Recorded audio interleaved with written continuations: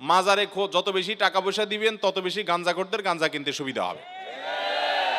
গোলাপ শাহ মাজারে দেখবেন যে তালা মারা থাকে, চারপাশে গ্লাস আছে, টাকা ফেলানোর সিস্টেম আছে, মাগার নেওয়ার সিস্টেম ওই চাবিওয়ালার কাছে। আপনি দান করার জন্য টাকা খুঁজে পাচ্ছেন না, ওই মাজার থেকে বাইর হইলে রাস্তা দেখবেন বহু গরিব মানুষ দাঁড়ায় আছে, বসে আছে, আপনি তাদেরকে দান করেন। আমি ধরে নিলাম কবরে যিনি শায়িত আছেন এ লোকটা আল্লাহর ওলি ছিলেন, নেককার ছিলেন, বুজুর্গ ছিলেন, মানলাম। তো নেককার বুজুর্গ যদি থাকে তাহলে আপনি মাজারে টাকা দিলে কি উনি পাবে?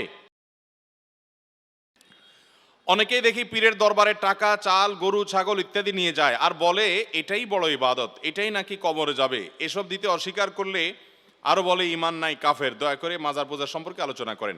আলোচনা করার খুব বেশি সুযোগ নেই ভাই। মাজারে যত বেশি টাকা পয়সা দিবেন তত বেশি গাঞ্জাখোরদের গাঞ্জা কিনতে সুবিধা হবে। কারণ মাজারে সাধারণত মাজারের আশেপাশে থাকবেন বেশিরভাগ গাঞ্জুটি থাকে।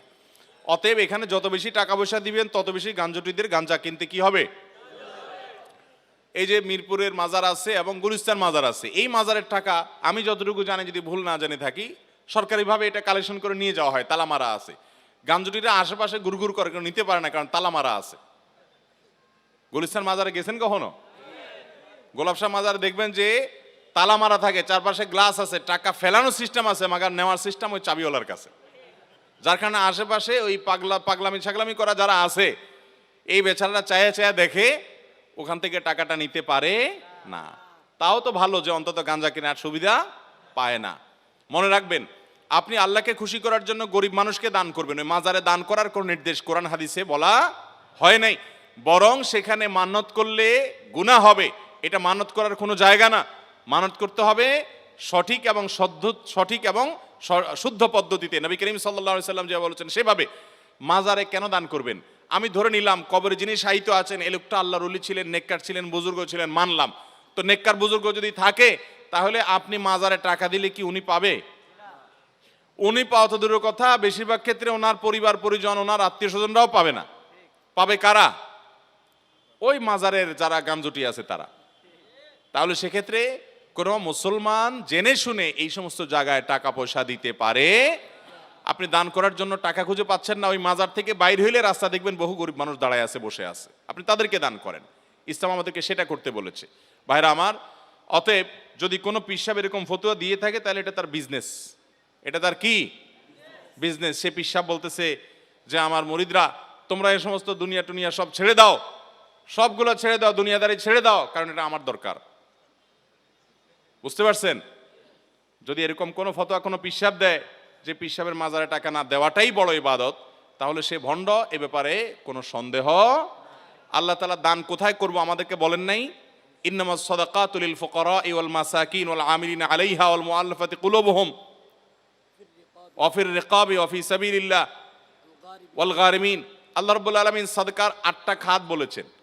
গরিব, ফকির, মিসকিন, পথিক, মুসাফির, আল্লাহর রাস্তায় ঋণগ্রস্ত মানুষ, 8টা খাত বলছেন।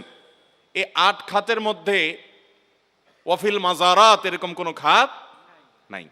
তাহলে বোঝা গেল এই সমস্ত জায়গায় দান করার কোনো নির্দেশ কোন হাদিসে নাই, বরং এর কারণে কি হতে পারে? গুনাহ হতে পারে। পুকুরের পানিতে ফরজ গোসল করলে কোন কোন বিষয়ে সতর্ক থাকতে হবে, যেহেতু বীর্য নাপাক জিনিস? দেখুন, পুকুরের পানিতে গোসল করতে গেলে নাপাক জিনিস সেখানে ধোয়া হতেই পারে, এতে অসুবিধা নাই। যদি পুকুর বড় হয় তাহলে সেক্ষেত্রে এই বড় পুকুরের মধ্যে নাপাক পড়লে ওই পানিগুলো নাপাক হবে না। হ্যাঁ, কোথাও যদি নাপাক ভেসে থাকতে দেখা যায় তাহলে ওই নাপাকের আশেপাশের পানিটা নাপাক থাকবে, কিন্তু পুরো পুকুরের পানি নাপাক হবে, যেহেতু বড় পুকুর। যদি এভাবে বেশি পানিতে নাপাক পড়লে সব পানি নাপাক হয়ে যেত, তাহলে নদী, সমুদ্র কোনোটা আর পাক থাকতো না, এবং এটা সম্ভবও না। লা ইউকাল্লিফুল্লাহু নাফসান ইল্লা উসআহা, মানুষকে আল্লাহ সাধ্যের বাইরে কোনো কিছু করার জন্য চাপিয়ে দেন না। যে প্রাণী খাওয়া হালাল, ওই প্রাণী অ্যাক্সিডেন্ট হলে জবাই করা কি ঠিক হবে, যেহেতু প্রাণীটির মৃত অবস্থা? অনেক জায়গায় এমনটা করা হয়। কোনো প্রাণী অ্যাক্সিডেন্ট করে মরণাপন্ন অবস্থা হয়ে গেছে, এখনো রূহ আছে, তাহলে ওইটা জবাই করে খাওয়া যাবে। ওইটা জবাই করে খাওয়া, যেহেতু তার মধ্যে কি আছে? প্রাণ আছে। আর যদি মারা যায় তাহলে এরপরে আর জবাই করলে ওইটা খাওয়া যাবে। অনেক জায়গায় এরকম মরা গরু, এটা চামড়া ছিলে হয়তো বিসমিল্লাহ বলে আল্লাহু আকবার বলে উঠলে মানুষকে খাওয়ায় অনেক হোটেলে, আছে না, পত্রিকা অনেক সময় আসে। তো সেটা কিন্তু হারাম হবে, কারণ আল্লাহ তাআলা কোরআনে কারীমে স্পষ্ট বলেছেন, হুররিমা আলাইকুমুল মাইতাতু ওয়াদ-দামু ওয়া লাহমুল খিনজির ইলা আখিরিল আয়া। মৃত যে কোনো প্রাণী খাওয়া আল্লাহ তাআলা আমার জন্য হারাম করেছেন। কোনো অমুসলিম মেয়েকে মুসলিম বানিয়ে বিয়ে করার পর মেয়ের পরিবারের সাথে সম্পর্ক রাখা যাবে কিনা? যদি কোনো অমুসলিম মেয়ে ইসলামের সৌন্দর্য দেখে তিনি ইসলামে আসেন, তাহলে সে মেয়েকে বিয়ে করার পর ওই মেয়ে তার বাবার সাথে, তার মায়ের সাথে, ভাই বোনের সাথে সম্পর্ক রাখতে পারবে। আপনিও জামাই হিসাবে তাদের প্রতি সদাচরণ আপনি করতে পারেন, এতে কোনো অসুবিধা। নবী করিম সাল্লাল্লাহু আলাইহি সাল্লাম তিনি আবু সুফিয়ানের মেয়ে বিয়ে করেছেন যখন তিনি ইসলাম গ্রহণ করেন নাই।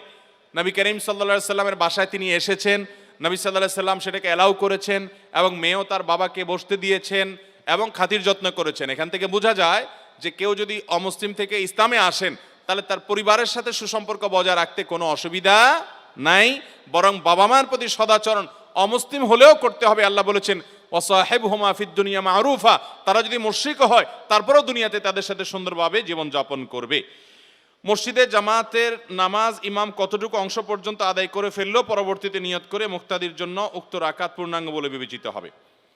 ইমামকে যদি রুকুতে পান তাহলে সেক্ষেত্রে আপনি সে রাকাত পাবেন, আর যদি রুকু থেকে ইমাম উঠে যায় তাহলে সে রাকাত পেয়েছেন এমনটি মনে করা হবে না। আমি একটি সংগঠনে কাজ করি, রক্তদান থেকে শুরু করে অসহায় মানুষকে সাহায্য করার চেষ্টা করি এবং মানুষকে উৎসাহিত করার জন্য সেই ছবি পোস্ট করি ফেসবুক ইত্যাদিতে। এতে অনেকে বলে ছবি পোস্ট করলে নাকি দান কবুল হবে না, ইসলাম কি বলে?